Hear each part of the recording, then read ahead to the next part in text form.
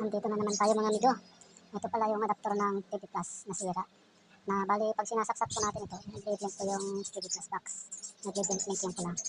Nung binuksan ko po itong adapter, kasi alam ko dito po yung sira. Bali, yung sira po niya yung capacitor na 16 volts, 1000 UF o microfarad. Mura lang naman to sa, dito sa may farmers ko binili, sa may Dico. Shoutout po sa Dico na, bilihan ng mga pyesa ng mga TV, radyo, mga electronics. Yan lang yung malapit na bilihan dito sa Cubao.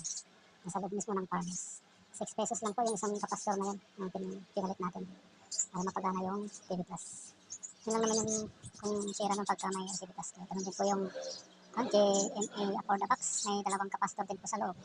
Kapag nagluloko pa yung for the box, yun lang po yung kapastor. Kung hindi ako nagkakamali, 470 microfarad ata yun, tapos 10 ampere, 10 volts o 16 volts. Basta dalawang kapastor din yung sa loob. Bali, ito po yung pinalitan natin. Bali, ito yung papalit natin, 1000 microfarad, 16 volt. Ihinang muna natin mga kaibigan para matapos na. Okay.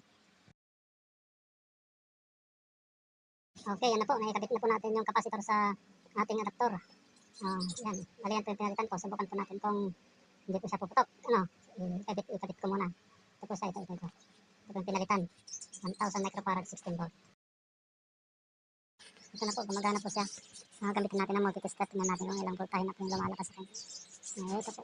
Ayos na po. May voltahe na po. May 12 volts pa to. 12 volts may malakas na po siya. Pwede na po itong gamitin. Isaksahan. Pwede na po ikabit sa TV Plus. Okay, alright. Salamat sa pakikinig at panonood. Sa ulitin. Bye-bye.